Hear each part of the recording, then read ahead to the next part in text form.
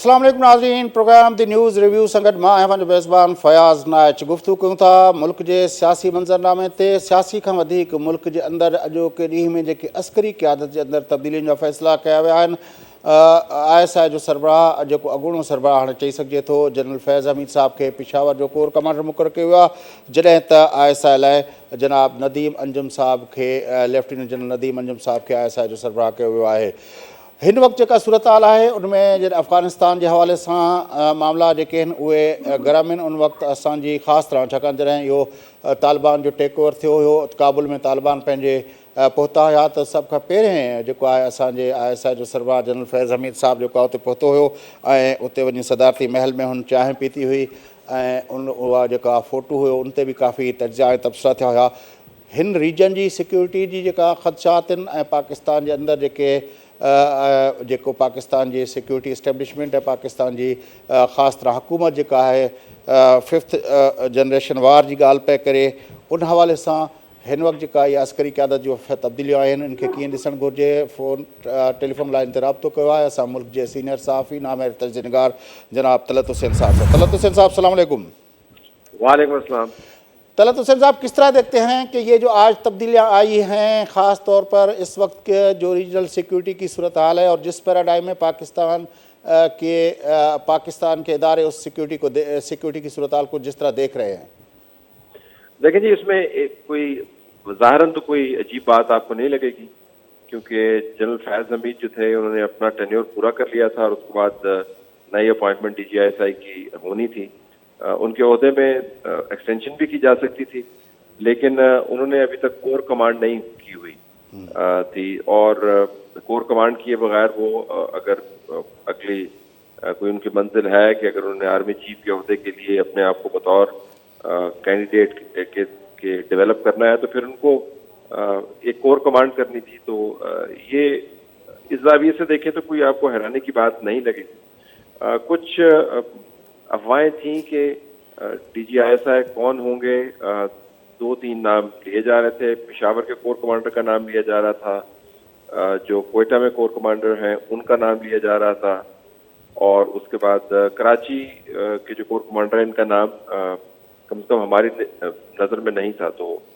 इनको अब सेलेक्ट किया गया है और ISI में लाया गया है। लेकिन जिस तरह आपने बताया अपने नाज़रीन को कि ये बहुत अहम वक्त पर ये तब्दीलियाँ हुई हैं। तो उस वक्त के तनाजुर में इसको किस तरह देखेंगे, किस तरह एनालाइज करेंगे? देखिए, एक तो आपको नज़र आता है कि जनरल फैज़ हमीद को ISI से मूव करके जब पेशावर की कोर उनको दी गई है, तो ज़ाहिर है पाकिस्तान की इस्टेब्लिशमेंट जो है वो एक तसलसल की तवक्को रखे हुए हैं। पेशावर का जो कोर कमांडर है उसकी ताकत मौजूदा हालात के तनाज़ुर में ज़्यादा बढ़ जाती है, उसकी अहमियत बढ़ जाती है, बिलखुसूस जब वज़ीर-ए-आज़म ये भी फरमा चुके हैं कि तालिबान के साथ जो बातचीत है उसका हमने आगाज़ किया हुआ है TTP के हवाले से, और वो TTP के साथ बातचीत में मुआवनत का भी कर रहे हैं। दूसरी बात ये कि अमेरिका की तवक्कुआत भी तालिबान से काफ़ी हैं, और पेशावर का जो कोर कमांडर है या कोर हेडक्वार्टर है उस को एक मरकजियत हासिल है इन तमाम मामलात में। फिर आपने ये भी देखा होगा कि दहशतगर्दी दोबारा से सर उठा रही है पाकिस्तान में, और बतौर DGISI जनरल हमीद जो है वो बहुत अरसे तक दहशतगर्दी के मामले को डील भी करते रहे हैं। तो एक आपको तसलसल की तलाश नजर आती है। जो ISI में जो साहब आए हैं जनरल अंजुम, इनका अगर आप कागज़ के ऊपर देखें, इनके जो क्रेडेंशियल्स हैं या इनकी क्वालिफिकेशन है, तो आपको ये भारी भरकम शख्सियत लगते हैं। इन्होंने क्वेटा के अंदर भी सर्व किया हुआ है। कराची बहुत मुश्किल और अहम स्टेशन है, वहाँ पे हर किस्म के मामलात हैं, सियासी मामलात भी हैं, लसानी मामलात भी हैं, वहाँ पर दहशतगर्दी के मामलात भी हैं। तो वहाँ भी इन्होंने कमांड किया हुआ है। एक ब्रिगेड इन्होंने कोरम एजेंसी में कमांड की हुई है, तो जो साबिक फाटा है उसका भी तजर्बा है। तो ये मतलब ऐसी शख्सियत नहीं है कि जिनकी कोई अपनी राय नहीं होगी। जो ये खुल के बोलने वालों में से हैं, अपनी पॉलिसी खुद क्राफ्ट करते हैं। तो अमूमन DGISI जो है उनके पास काफ़ी आप समझें फ्रीडम होता है अपनी पॉलिसी बनाने का। तो एक मुश्किल वक्त में आए हैं ISI में, جب پاکستان کی طرف سارے لوگوں کی نظریں لگی ہوئی ہیں اور ارد گرد محاذ بھی کھلے ہوئے ہیں, اندرونی محاذ بھی ہیں, چاہے اس میں چین ہو, امریکہ ہو, افغانستان ہو, ہندوستان ہو, اور پھر جس عہدے پر یہ فائز ہیں اس عہدے کے گرد سیاسی تنازع بھی گھومتے ہیں. مریم نواز نے کل بھی اپنی اپلیکیشن کے ذریعے بات کی, ٹویٹس کے ذریعے بات کی, آج ایک دھواں پریس کانفرنس کی جس میں جو سابق D G I S I ہیں اور موجودہ کور کمانڈر پشاور ان کے بارے میں انہوں نے باتیں کی. تو یہ بہت ہی آپ سمجھیں کہ پیچیدہ صورتحال میں انہوں نے D G I S I کا عہدہ سنبھالا. اب تو جس طرح آپ نے کہا کہ پشاور کور جو ہے وہ ظاہر ہے اس وقت اس کا جو کور کمانڈر ہے, اس صورتحال میں جب وزیر اعظم صاحب اعلان کر چکے ہیں, بلکہ انکشاف کر چکے ہیں کہ طالبان سے, ٹی ٹی پی سے ہماری بات چیت ہو رہی ہے, تو اس سارے تناظر کے اندر اور پھر دہشت گردی کی لہر بھی ابھر رہی ہے, تو اس حوالے سے بھی پشاور کا کور کمانڈر جو ہے وہ اہمیت رکھتا ہے. اور سائملٹینیسلی جو چیف صاحب ہیں وہ تو ایک اس کی سیٹ جو ہے وہ بھی اہمیت رکھتی ہے. تو ایسی صورتحال میں آپ کو لگتا ہے کہ یہ اب ٹرائکا کی صورت ویسے تو دو اپنا چیف صاحبان ہوتے تھے, تو آپ کو لگتا ہے کہ اب پاکستان کے اندر سیکیورٹی پیراڈائم کے حوالے سے یہ ٹرائکا کام کرے گی, پشاور کا کور کمانڈر, چیف صاحب اور ڈی جی آئی صاحب؟ ٹرائکا تو شاید نہ بنے, لیکن عام کور کمانڈرز کی نسبت حالات کے تناظر میں اور ان کے تجربے کے تناظر میں پشاور کور کمانڈر جو ہے اس کا وزن آپ کو نسبتاً زیادہ نظر آئے گا. یہ بھی ذہن میں رکھیں کہ آرمی چیف کے عہدے کا آخری سال جو ہے وہ چند ہفتوں کے اندر شروع ہونے والا ہے, اور جب آرمی چیف کے عہدے کا آخری سال شروع ہوتا ہے تو عموماً اس سال کو آدھا تصور کیا جاتا ہے, کیونکہ 6 مہینے تو آخری جو ہوتے ہیں اس میں تو پھر وہ دعوتیں اور وہ سینڈ آفس اور سلام دعا جو ہے اس کا سلسلہ جاری ہوتا ہے. تو اس صورتحال میں میرے خیال میں جو D G I S I کی اپوائنٹمنٹ ہے وہ زیادہ اہمیت اختیار کرتی ہے, اور جو پشاور کا کور کمانڈر ہے اس کی اہمیت بھی بڑھ جاتی ہے. لیکن بہرحال آرمی کے اندر چاہے چیف کا آخری سال ہو یا پہلا سال ہو, آرمی چیف ایک ہی ہوتا ہے. تو میرا نہیں خیال کہ بہت زیادہ وزن جو ہے یہ اپنی طرف کھینچ پائیں گے صرف اس وجہ سے کہ آرمی چیف کا 6واں سال ہے. لیکن یہ ضرور ہے کہ ایک پالیسی تسلسل کو لے کے چل رہے ہیں, اور پھر دیکھیں امریکہ کے ساتھ تعلقات ہیں یا دوحہ کی نیگوشیشنز ہیں, سی پیک کے معاملات ہیں, یا یو اے کے ساتھ بات چیت ہے, یا قطر کے ساتھ بات چیت ہے, یا اپنے پائپ لائنز کے معاملات کو طے کرنا ہے. تو آئی ایس آئی کا جو ڈی جی ہے وہ بہت وسیع پیمانے کے اوپر آپریٹ کرتا رہا ہے پچھلے چند سالوں میں. تو جو نئے ڈی جی ہیں میرے خیال میں اس وسیع پالیسی کے تناظر میں اگر لے کے چلیں گے اپنے کام کو, تو ان کا آٹومیٹیکلی ایک اپنے عہدے سے زیادہ ان کا ایک وزن جو ہے بنتا ہوا نظر آتا ہے. تو یقیناً آپ درست کہہ رہے ہیں کہ عملاً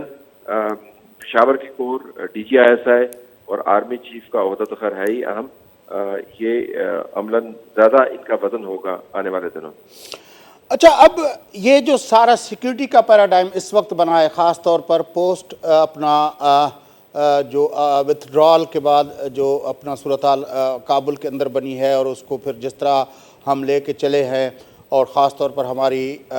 سیاسی قیادت پرائم منسٹر صاحب نے خود بارہا اپیلیں کی ہیں, اور ہمارے وزیر خارجہ صاحب نے دورے کیے ہیں, اور ہم کہہ رہے ہیں کہ طالبان کی حکومت کو سپورٹ کریں, یہ کریں وہ کریں. ہم خود بھی اس کو ریکگنائز نہیں کر رہے, لیکن ساری دنیا کو یہ زور دے رہے ہیں کہ وہاں پہ یہ ہو جائے گا وہ ہو جائے گا.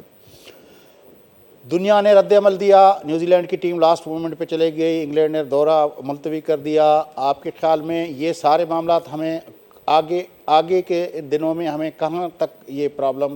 پریشانی ہو سکتی ہے؟ جی, پریشانیاں آپ کو بڑھتی ہوئی نظر آئیں گی, یہ پریشانیاں کم نہیں ہوں گی. تو جب آپ نے ذکر فرمایا تھا کہ یہ اہم موڑ پر بطور ڈی جی ایسا آئے ہیں اور تبدیلیاں ہوئی ہیں, تو ظاہر یہ تمام تناظر آپ کے ذہن میں تھا, اور یہ جو معاملات ہیں وہ کسی حل کی طرف آپ کو جاتے ہوئے نظر نہیں آتے. آپ نے ذکر فرمایا نیوزی لینڈ اور انگلینڈ کی کرکٹ ٹیم کا, بالکل وہ بھی ہمارے سامنے ہونا چاہیے. ساتھ فائنینشیل ایکشن ٹاسک فورس جو ہے उसके मामलात भी हमारे ज़हन में होने चाहिए, और उसका ताल्लुक जुड़ा हुआ है पाकिस्तान का इंटरनेशनल मॉनेटरी फंड के साथ जो प्रोग्राम चल रहा है। तो मामला एक नहीं है,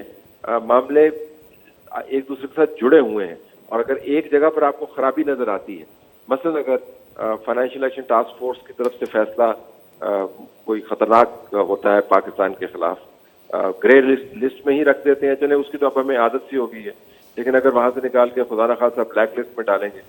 तो उसके फिर नताइज निकलेंगे, और उसके जो धचके हैं आपको इकोनॉमिक फ्रंट पर भी नजर आएंगे, इन्वेस्टमेंट के फ्रंट पर भी नजर आएंगे। फिर पाकिस्तान के इदारों के बारे में अमेरिका की कांग्रेस का मूड आपको जो है वो बहुत खतरनाक हद तक बिगड़ा हुआ नजर आता है। हिंदुस्तान चुपका बैठा है, लेकिन उसकी तरफ से जो रेशा दवानियां हैं वो भी जारी हैं, और आपने कोर कमांडर्स की जो कॉन्फ्रेंस थी कल की, उसके अंदर से जो पैगाम आया, जिससे आज सुर्खियां भी बनी, हिंदुस्तान जो है वो हमारी फौजी क़यादत की नज़र में बहुत ज़्यादा उलझन का शिकार है और तिलमिलाया हुआ है और कुछ भी हरकत कर सकता है। तो ये आप मशरक़ से मगरिब तक और शुमाल से जनूब तक आपको मसाइल ही मसाइल नज़र आते हैं, और उनकी तान मसाइल के हल की टूटती है या पारा में या रावलपिंडी में, बनी गला तो फिर आपको पता है कि वो अपने तरीके से काम करते रहते हैं।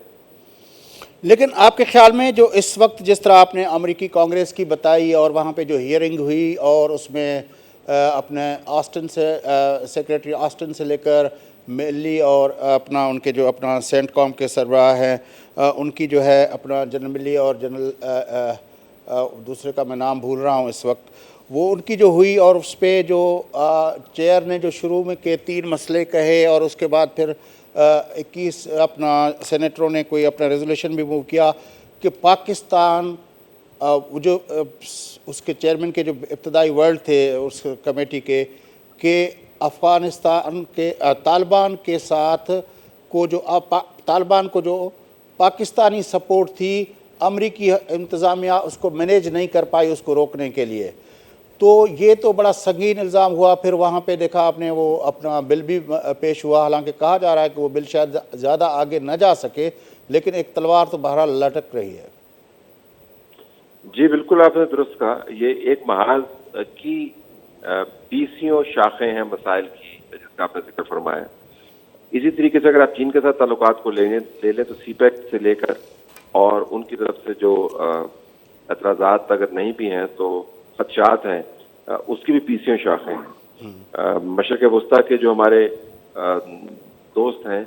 उनकी भी बहुत सी रिजर्वेशंस हैं। ईरान के साथ जो ताल्लुकात हैं उसके ऊपर भी सवालिया निशान आपको नज़र आता है, और अफ़गानिस्तान की तरफ से तो आपको जो सिग्नल आ रहे हैं वो कोई अच्छे नहीं हैं। मतलब अभी मैं उनके किसी नुमाइंदे का बयान पढ़ रहा था जिसमें उसने कहा कि जो पाकिस्तान अफगानिस्तान बॉर्डर है उसको उसने ड्यूरन लाइन कहा, और कहा कि हम इसको नहीं मानते, तो ये तो बस एक ही हिस्सा है।